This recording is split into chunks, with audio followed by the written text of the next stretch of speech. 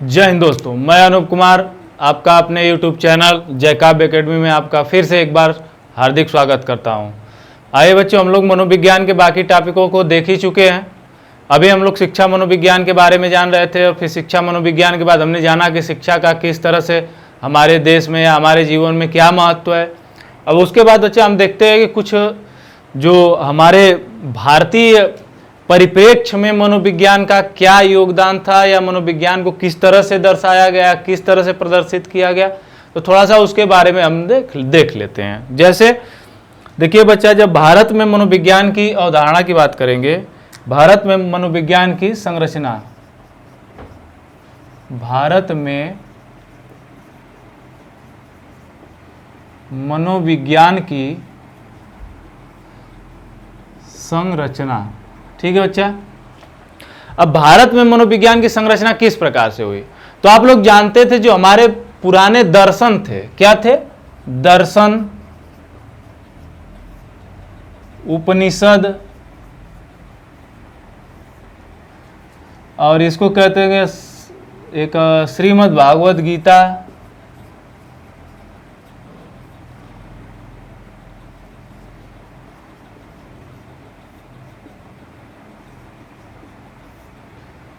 वेद, ये सब जो भी थे, ये सब क्या थे? मनोविज्ञान के, हमारे भारतीय मनोविज्ञान के परिप्रेक्ष्य में इनका नाम ले सकते हैं।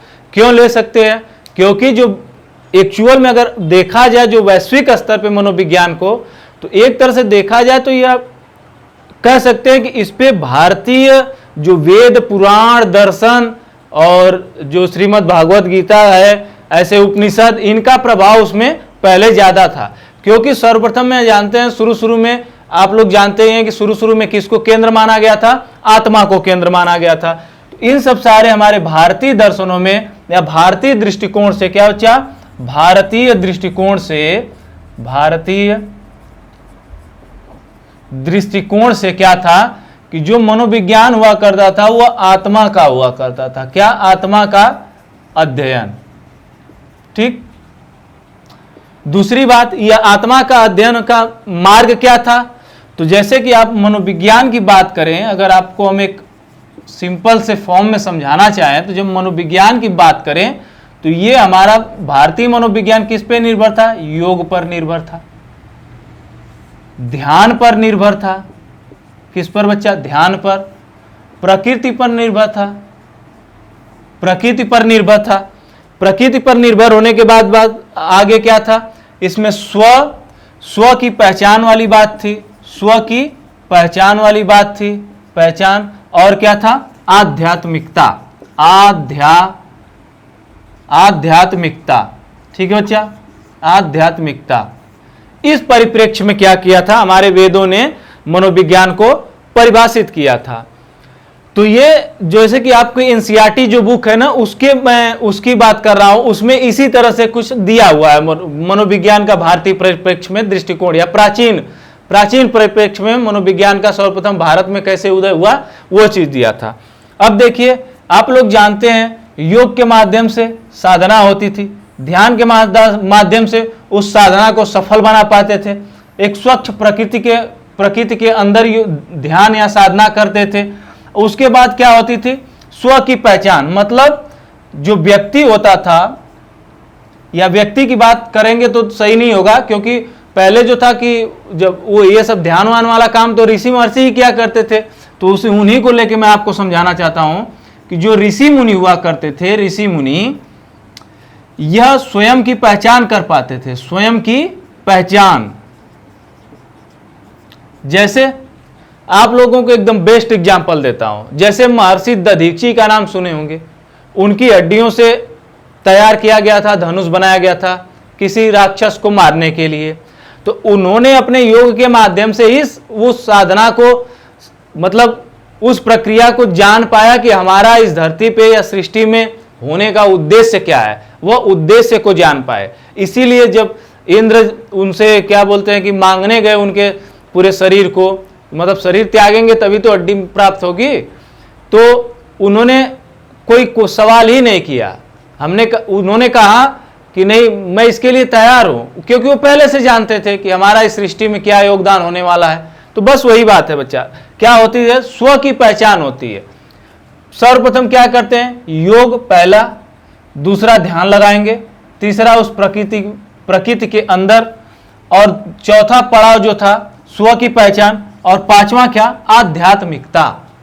आध्यात्मिकता का मतलब यहां यह था कि ईश्वर की परम सत्ता या ईश्वर की वास्तविक सत्ता का, ईश्वर की वास्तविक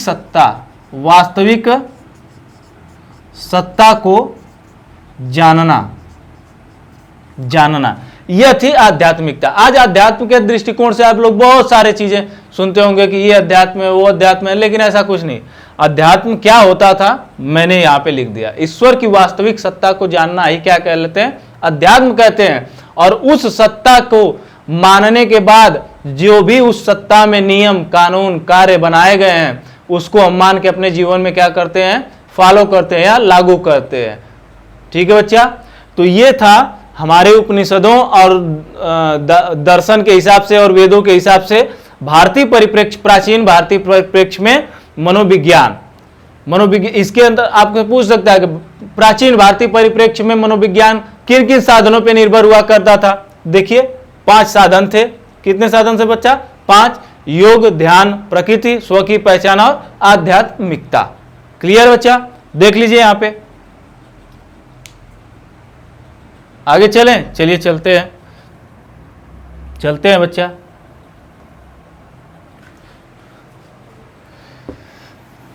अब बात होगी आधुनिक मनोविज्ञान। आधुनिक मनोविज्ञान, भारत में आधुनिक मनोविज्ञान का किस तरह से कब आगे बढ़ा। ठीक है बच्चा, देखते हैं इसको क्या होता है भारत में आधुनिक मनोविज्ञान। जो भारत में मॉडर्न साइकोलॉजी थी, भारत में आधुनिक मनोविज्ञान। देखिए बच्चा, मैं आपको वो चीज बताऊंगा जो आप कभी शायद कहीं से नहीं पढ़े होंगे। बहुत बेहतरीन क्लास होगी आपके लिए। इसका प्रारंभ बच्चा सन 1905 से होता है। कब से, 1905 से। कौन करता है, ब्रजेंद्र नाथ नील, ये बंगाल के थे। ठीक है बच्चा, तो यह प्रयोगात्मक मनोविज्ञान का सर्वप्रथम क्या किए थे, प्रयोग किए थे, या प्रयोगात्मक मनोविज्ञान का प्रयोगात्मक मनोविज्ञान का प्रारंभ इन्हीं के समय हुआ था। ठीक, और आप लोग जानते हैं कि जब प्रयोगात्मक मनोविज्ञान का इन्होंने प्रारंभ कर दिया था, तो आप लोग एक नाम सुने होंगे, कब, 1916 में। कहीं 17 आपको मिल जाएगा, लेकिन 1916 सही है क्योंकि ये एनसीईआरटी से है। ठीक, आप लोग जानते हैं एन सेनगुप्ता या सेनगुप्त के द्वारा, ठीक है, कलकत्ता में मनोविज्ञान शाला की स्थापना की गई। मनोविज्ञान शाला की स्थापना की गई बच्चा, स्थापना की गई प्रयोगात्मक अध्ययन के लिए सन 1916 ईस्वी में। कब बच्चा, सन 1916 ईस्वी में प्रथम प्रायोगिक तौर पे शोध करने के लिए जो वास्तविक स्थापना हुई किसकी, प्रयोगात्मक मनोविज्ञान का अध्ययन करने के लिए प्रायोगिक मनोविज्ञान शाला की, तो वह कब हुई थी बच्चा, 1916 में हुई थी। फिर 1922 में क्या हुआ, गिरीश शेखर सेन, 1922 में गिरीश शेखर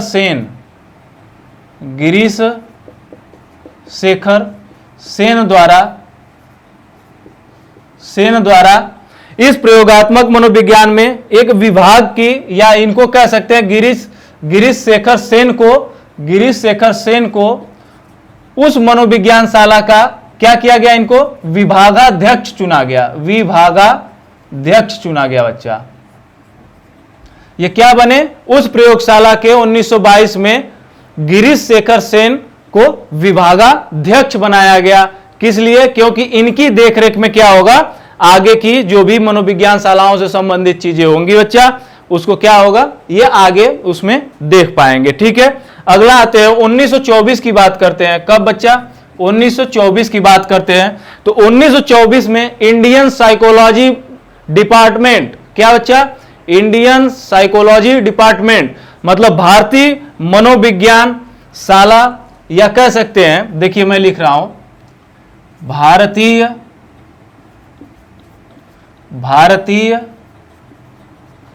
मनोविज्ञान एसोसिएशन, संस्था, एसोसिएशन कह सकते हैं, एसोसिएशन की स्थापना की गई। कब? 1924 में भारतीय मनोविज्ञान एसोसिएशन की स्थापना की गई। इसके अंदर कई कमेटियां बनाई गई। क्या बच्चा? कमेटियां बनाई गई। कमेटियों का गठन हुआ। कमेटियों का गठन हुआ किस लिए? मनोविज्ञान के प्रयोगात्मक अध्ययन के लिए, या मनोविज्ञान के आधुनिक अध्ययन के लिए कह सकते हैं, क्योंकि भारत में आधुनिक मनोविज्ञान की ही बात चल रही है बच्चा। अब 1925 में क्या घटना होती है? देखिए 1925 में बच्चा, 1925 में इंडियन जर्नल ऑफ साइकोलॉजी, क्या बच्चा? Indian journal of psychology, Indian journal of psychology की क्या हुआ था? यहां पे इंडियन जर्नल ऑफ साइकोलॉजी नामक जर्नल प्रकाशन किया गया था। मतलब कह सकते हैं जर्नल साइकोलॉजी के अंतर्गत इसमें एक लेख प्रकाशित किया गया था। क्या प्रकाशित किया गया था बच्चा? लेख प्रकाशित किया गया था। वह प्रथम वैश्विक स्तर पे इसको पहचान दिलाया था कि मतलब भारत में भी आधुनिक मनोविज्ञान के परिप्रेक्ष्य में क्या हो रहा है बच्चा? शोध, आपका शोध चल रहे हैं। अब बात आती है कब की? बात आती है ये 1938 की बात आती है। कब की बच्चा? 1938 की। अब 1938 में क्या हुआ? जो कलकत्ता विश्वविद्यालय था, कलकत्ता विश्वविद्यालय, इसके अंदर मनोविज्ञान के दो विभागों को क्या कर दिया गया? बांट दिया गया। एक को कहा गया मनोविज्ञान विभाग और दूसरे को प्रयुक्त मनोविज्ञान विभाग। ठीक है बच्चा, एक को कहा गया मनोविज्ञान विभाग में दो बांटों में बांट दिया गया। किसमें? दो पार्टों में बांट दिया गया। इसको प्रारंभ में कहा गया प्रयुक्त मनोविज्ञान,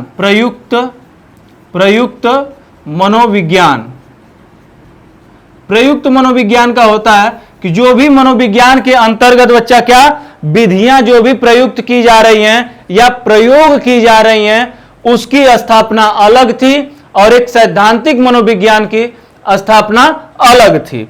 आगे चलते हैं, अब बात करते हैं जैसे कि इस समय एमपी गोपाल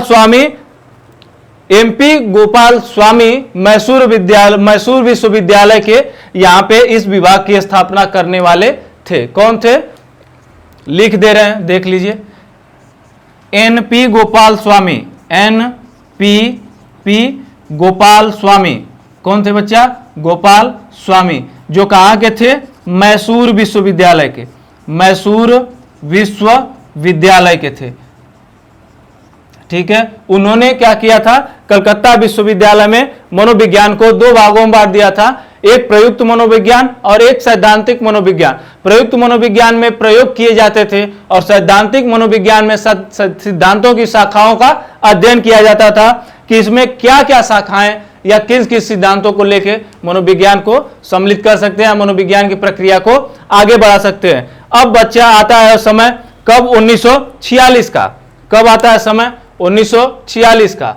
1946 में क्या हुआ था? 1946 में पटना में, कहा? पटना विश्वविद्यालय में प्रयोगात्मक मनोविज्ञान का अध्ययन प्रारंभ हुआ। प्रयोगात्मक मनोविज्ञान का अध्ययन प्रारंभ हुआ या कह सकते हैं कि यहां पे मनोविज्ञान के लिए पहली बार मनोविज्ञान नामक पाठ्यक्रम सम्मिलित किया गया, या मनोविज्ञान को विषय के रूप में विषय के रूप में पहली बार सम्मिलित किया गया। देखिए बच्चा, ये सब जानकारियां बहुत डीप की हैं, क्योंकि आप सुने होंगे 1916 सुने होंगे, 1946 सुने होंगे, लेकिन बाकी चीजें नहीं सुने होंगे कि कैसे क्रमिक विकास चला गया मनोविज्ञान का भारतीय परिप्रेक्ष्य में। आइए एक तीव्र दृष्टि डालते हैं।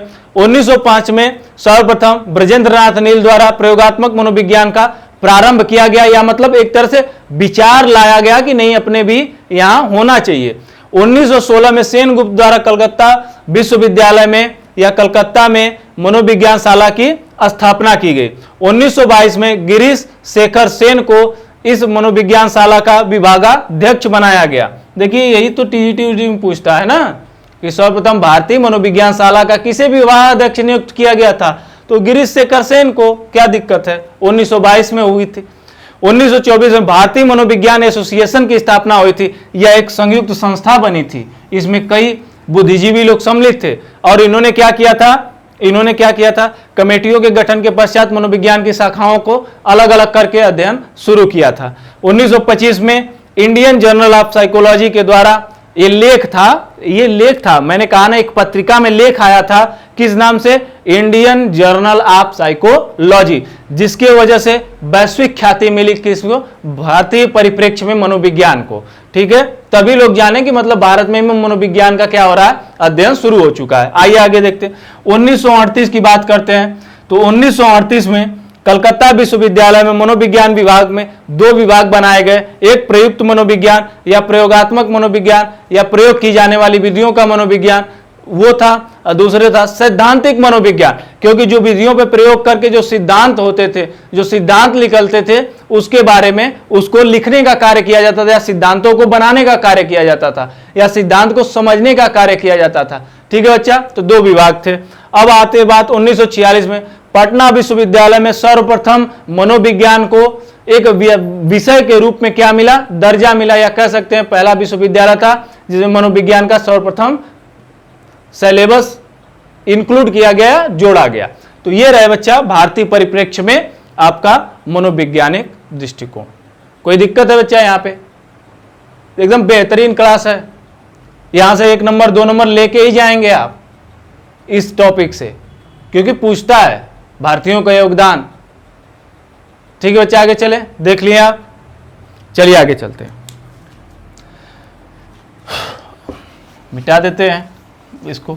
अब बच्चा आगे हम क्या देखेंगे, मनोविज्ञान के प्रमुख संप्रदाय, स्कूल्स ऑफ साइकोलॉजी। ठीक है, यहाँ स्कूल्स ऑफ साइकोलॉजी का मतलब संप्रदाय से है, स्कूल का मतलब संप्रदाय से है, न कि आपके विद्यालय से। ठीक है बच्चा, तो जो संप्रदाय थे, जो प्रमुख संप्रदाय, मैं उनको बता देता हूँ। संप्रदाय वैसे तो कह सकते हैं, जानते हैं आप, मनोविज्ञान का सब डिवीजन हुआ है, मतलब कितने भागों में, लगभग 24 भागों में 24 मनोविज्ञान एक अलग अलग विषय के रूप में बटा हुआ है। कितना पढ़ेंगे आप, नहीं पढ़ सकते, तो जो आपके एग्जाम के दृष्टि से, परिप्रेक्ष्य से जरूरी है, उसको मैं इंक्लूड कर दिया हूँ। आइए देखते हैं मनोविज्ञान में, मैंने क्या कहा, मनोविज्ञान के संप्रदाय, स्कूल्स ऑफ साइकोलॉजी। देखते हैं मनोविज्ञान के संप्रदाय, इसको कहते हैं इंग्लिश में बच्चा स्कूल ऑफ साइकोलॉजी। इसमें पहला आ जाता है, आप लोग जानते हैं, जैसे जैसे शुरू हुआ वैसे वैसे मैं बताता हूं आपको, संरचनावाद, इसको कहते हैं बच्चा स्ट्रक्चरलिज्म। ठीक है, कोई दिक्कत है यहाँ पे, कोई दिक्कत है, नहीं दिक्कत है ना। आप इसी को कहते हैं अस्तित्ववाद, इसी को कहते हैं क्या, अस्तित्ववाद। क्या बच्चा, अस्तित्ववाद, इसी को कहते हैं। देखिए इसी में कंफ्यूजन होता है, इसका मतलब है एग्जिस्टेंसिज्म। ठीक है,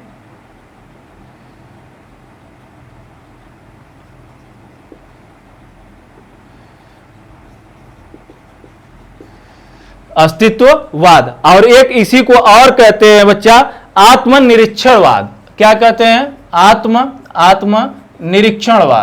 आत्मनिरीक्षणवाद। या इसी को कहते हैं इंस्पेक्शन, इन्फेक्शनिज्म। ठीक है बच्चा, ये तीनों एक ही नाम है। ठीक है बच्चा, तीनों एक ही नाम है, एक भी कंफ्यूजन नहीं होना है।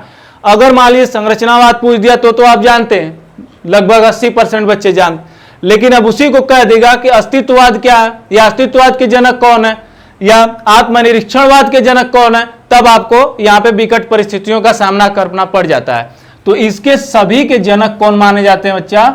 विलियम वुंट माने जाते हैं। कौन माने जाते हैं? William Wundt. आप लोग जानते हैं संरचनावाद के जनक कौन माने जाते हैं? विलियम वुंट माने जाते हैं। इसमें इनके एक शिष्य थे, और यह संरचनावाद कब प्रकाशित में आया था बच्चा? 1879 में आया था प्रकाशन में। और इसी संरचनावाद में एक तत्व जोड़ा गया था, किसके अंतर्गत? चेतना के अंतर्गत। इसी चेतना में एक तत्व था संवेदना, जिसपे सबसे ज्यादा अध्ययन करने का काम किसने किया था बच्चा? विलियम वुंट ने किया था। देखिए एकदम बेहतरीन चीजें हैं। चेतना में एक शब्द था संवेदना, ऐसी संवेदना पे सबसे ज्यादा कार्य करने का काम किसने किया था बच्चा? विलियम वुंट थे। और इनके एक क्या थे? इनके एक सहयोगी थे, और इसको कह सकते हैं कि जो इसकी स्थापना थी, ये इस संरचनावाद की, यह अनौपचारिक में आता है। मतलब कभी कभी पूछ देता है कि अनौपचारिक संरचनावाद का जनक किसे जाना जाता है, तो भी विलियम वुंट को ही। लेकिन वही बात अगर पलट दे, औपचारिक संरचनावाद की बात करे, कब किसकी बच्चा? एक शब्द लिख लीजिए, औपचारिक संरचनावाद का जनक किसको कहते हैं? तो आप एक नाम सुने होंगे, टिचनर। इन्हीं के समय थे। कौन बच्चा? टिचनर। और कब इसको ये प्रतिपादित किए थे? तो 1888 में। कब किए थे? 1898 ईस्वी में। 1898 ईस्वी में ये औपचारिक संरचनावाद का जनक थे। कौन थे? टिचनर। इसमें इन्होंने कहा था कि जो व्यक्ति के मन की आंतरिक चेतना है, उसको हम संवेदना के द्वारा नहीं, मन के विचारों से या वास्तविक सत्ता से जोड़ के क्या कर सकते हैं? समझ सकते हैं। यह था संरचनावाद। और संरचनावाद में जो समर्थक करने वाले थे, एडवर्ड बेडफोर्ड थे, टिचनर थे। आप लोग अभी बताया ही मैंने, किसी को कहा जाता था। ठीक है बच्चा, यहाँ पे देखिए संरचनावाद के जनक। संरचनावाद को अस्तित्ववाद भी कहते हैं, आत्मनिरीक्षणवाद भी कहते हैं। इंग्लिश भी मैंने लिख दिया, जो बच्चे इंग्लिश वाले होंगे। स्ट्रक्चरलिज्म कहते हैं, एग्जिस्टेंशलिज्म कहते हैं, और आत्मनिरीक्षणवाद को इंट्रो कहते हैं। ठीक है बच्चा, इसमें बस अगमावाद जो है ना, ISM जोड़ देना है। ठीक है, तो वाद हो जाएगा। तो ये देखिए महत्वपूर्ण था कि नहीं? देख लीजिए इसको, फिर आगे चलते हैं अगले स्टेप में। अब यहां पे देखिए, इन्हीं के साथ थे ना, टिचनर भी काम कर रहे थे, विलियम जेम्स भी काम कर रहे थे, और विलियम वुंट के साथ थे। और मैंने बताया कि जो एडवर्ड थे, बेडफोर्ड थे। कौन थे? और इनके सहयोगी अगर लिखना चाहें तो लिख सकते हैं। एडवर्ड थे, बेडफोर्ड थे, और टिचनर थे, विलियम जेम्स थे। ये तो जानते ही हैं, टिचनर थे, लिखा भी हूं इनको। टिचनर थे और विलियम जेम्स थे। ये इनके सहयोगी मनोवैज्ञानिक है। लेकिन देखिए एडवर्ड और बेडफोर्ड ने इनके संरचनावाद में जो चेतना था या अनौपचारिक विधियां थी, उसको क्या किया? इन्होंने सपोर्ट किया। और एक बात और समझ लीजिए, अंतर्दर्शन विधि के जनक भी, अंतर्दर्शन विधि के जनक भी कौन माने जाते हैं? विलियम वुंट ही माने जाते हैं। विलियम वुंट को ही कहते हैं अंतर्दर्शन विधि का जनक, क्योंकि आपके मन में, आपके चेतना में झांकने का प्रयास किसने किया? जो आपके अंदर में झांकेगा वही तो आपके अंदर का दर्शन करेगा बच्चा। इसीलिए इनको ऐसे याद कर लीजिए, नहीं याद होता है कि विलियम वुंट ने किसी के मन में झांका, वो अंतर्दर्शन किया, अंतर्दर्शन विधि के जनक हो गए। सिंपल सी बात, याद हो गया। चलिए बच्चा आगे चलते हैं। देखिए, मिटा दें। चलिए, अब आएंगे बच्चा प्रकार्यवाद। क्या आएंगे बच्चा? प्रकार्यवाद, फंक्शनलिज्म। प्रकार्यवाद, प्रकार्यवाद। देखिए प्रकार्यवाद, इसको कहते हैं बच्चा फंक्शनलिज्म, फंक्शनलिज्म। ठीक है, फंक्शनलिज्म। इसके जनक कौन है बच्चा? विलियम जेम्स हैं। बिना सोचे समझे, कोई दिक्कत नहीं। इन्होंने एक अपनी पुस्तक लिखी थी 1890 में। क्या लिखा था? साइकोलॉजी। इन्होंने लिखा था प्रिंसिपल ऑफ साइकोलॉजी। देखिए याद आ गया, प्रिंसिपल ऑफ साइकोलॉजी। ठीक है बच्चा, मतलब मनोविज्ञान के सिद्धांत थे। उसी में इन्होंने प्रकार्यवाद का वर्णन किया है। प्रकार्यवाद क्या कहता है? देख लीजिए, प्रकार्यवाद कहता है कि हम चेतना की संवेदना पर केंद्रित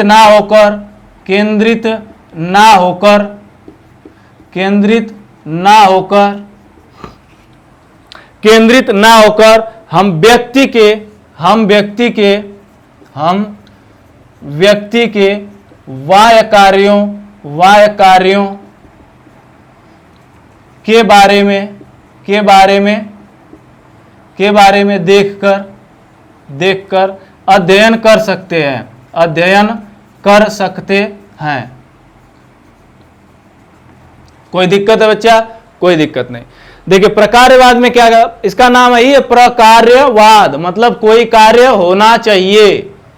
तो इन्होंने कहा कि चेतना की संवेदना पर केंद्रित ना होकर, क्योंकि संवेदनाएं सब लोग नहीं समझ पाएंगे, लेकिन किसी व्यक्ति के कार्य को देखकर उसके बारे में अनुमान लगाया जा सकता है। इसीलिए प्रकार्यवाद के जनक कौन माने जाते हैं? विलियम जेम्स माने जाते हैं। और आइए बच्चा देखिए, प्रकार्यवाद आगे चलकर दो भागों में बढ़ जाता है। प्रकार्यवाद दो भागों में विभक्त हो जाता है। देखिए महत्वपूर्ण चीजें हैं, इसको आप जल्दी नहीं सुने होंगे। एक होता है शिकागो प्रकार्यवाद।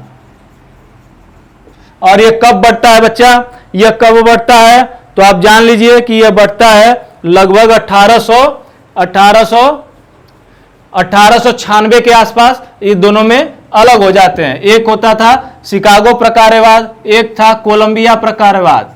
कौन था बच्चा? कोलंबिया प्रकार्यवाद। इंग्लिश में नहीं लिखना पड़ेगा बच्चा, शिकागो एग्जिस्ट लिखे हैं यहाँ पे, शिकागो फंक्शनलिज्म, यहाँ समझ लीजिएगा। और ये कोलंबिया फंक्शनलिज्म। ठीक है बच्चा, ये दो भागों में बढ़ गया था। अब देखिए शिकागो प्रकार्यवाद को मानने वाले बच्चा महान शिक्षा शास्त्री जॉन डीवी। दूसरा आगे जॉन डीवी थे और विलियम जेम्स तो थे ही, फिर उसके बाद जेम्स आर एंजिल थे। जॉन डीवी, विलियम जेम्स और एंजेल और बहुत थे लोग।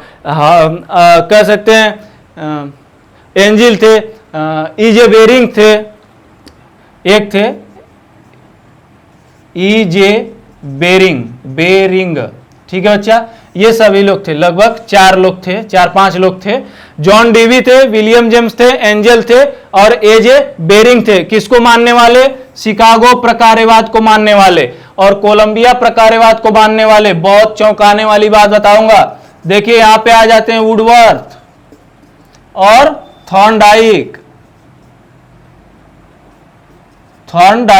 देखिए है न चौंकाने वाली बात। आप लोग सोचेंगे अरे ये तो दोनों व्यवहारवादी हैं, प्रकार्यवादी कैसे हो गए? बच्चा व्यवहारवादी बनने से पहले ये थे, क्या थे?